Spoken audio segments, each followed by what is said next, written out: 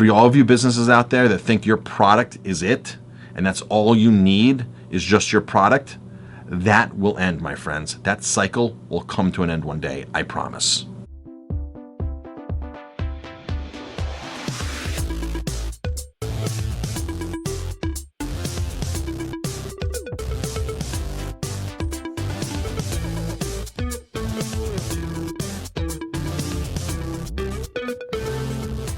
Hello, Chef Marcus Guiliano here, and I'm your chef on a mission. Today's mission is business. Besides a good product, what else do you need to be successful? I want to tell a story about how my career as a chef came full circle.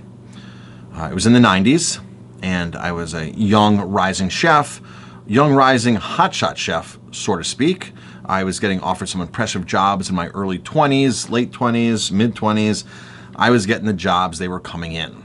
I must have been 25 years old, and I took a job at a beautiful country club as the executive chef, and I was out there. I was out there in the community. I was out there getting accolades. I was out there in the paper. I was out there getting media attention. I was out there kicking butt. But the butt that I wasn't kicking was my relationships with my vendors and the community. At 25 years old, what do most of us really know about community anyway? We're all taught, community is important, but what as a business owner can you do for the community? And what are your, really not what can you do, but what are your obligations to the community? So my career came full circle. I got nominated for some really impressive accolades in my late 20s, and I was even nominated for a James Beard Award, Young Rising Chef, which means you're under 30 years old. And, of course, I was getting write-ups after write-up after write-up, and I thought that my career was great. I thought that the happy people at the table were the most important thing to me. I thought the happy people were the most important thing. Serving good food, high-quality food, having diners just sit there and want to come in and get your food and rave about it and give you great Zagat reviews. I thought my career was complete in my 20s. However, being around a lot of other professional chefs, or so-called professional chefs, a lot of these chefs would brag.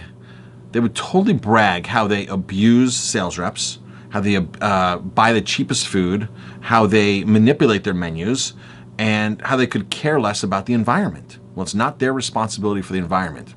And I knew something was wrong with our food supply and our environment as a young chef. I just knew that. It was just impossible to keep feeding the world what I was seeing walk into these restaurants and these hotels every day. Just the massive amounts of uniformed food that was coming in to restaurants and hotels was just shocking me. And I started asking questions. Those questions soon led me on a quest to find out where our food is being produced. How's our food being produced? Who's producing our food?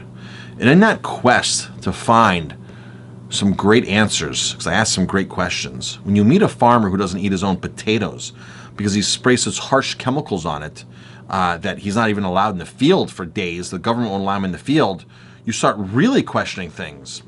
So I became a chef on a mission to source pure food, to honor the vendors I was buying from, the salespeople, and to develop and honor relationships with farmers. And it was an amazing journey because I was meeting the people who produced our food. I was meeting the people in our community. I was meeting the independently owned vendors. I was at a pivotal point in my career where I knew that great food sitting on a table and a guest telling me this is one of the best meals they've had was not enough anymore. It was about me being connected to the community. It was about me giving back to the community. It was about me forming relationships with whoever I was going along with. And that's when my career came into full circle. I was like, wow, it's about the whole picture here. The whole picture matters. And as a chef now, as a restaurant owner now, I see a lot of companies that have amazing products, truly amazing products.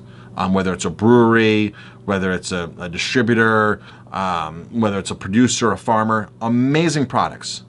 But as soon as you ask them to do something that's good for the community, that's good to do something for a higher cause, a better cause. See, as a business owner, I run a lot of charity events. My wife and I do a 5K, 10K race, where we're race directors and all the money goes back to the community.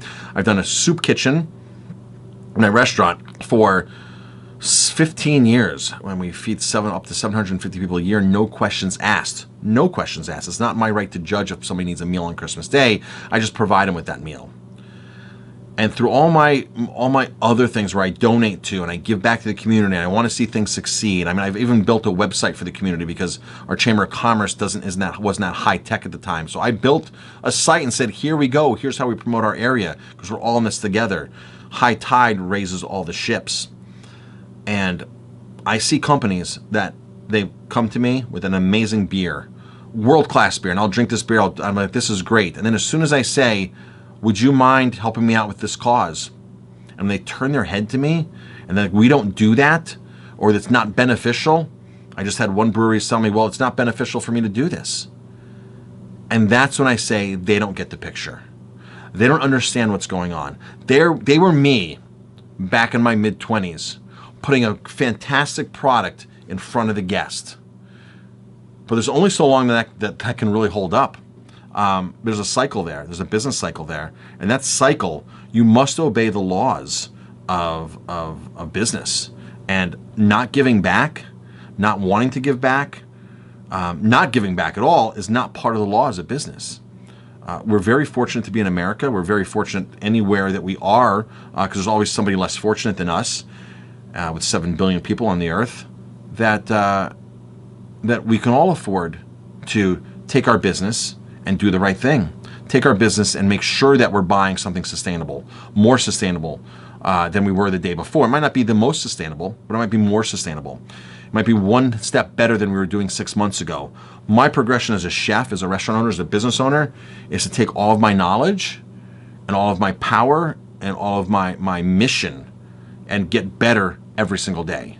Whether it's on YouTube, where I make a better video on YouTube than the day before, whether it's buying one more local ingredient, buying one more certified sustainable ingredient, certified organic ingredient, buying from one more small independent business that's sourcing from better practices. As long as I can go ahead and know that I'm doing something for my local community or a community somewhere around the world, I feel like I've accomplished my mission as a chef, as a business owner.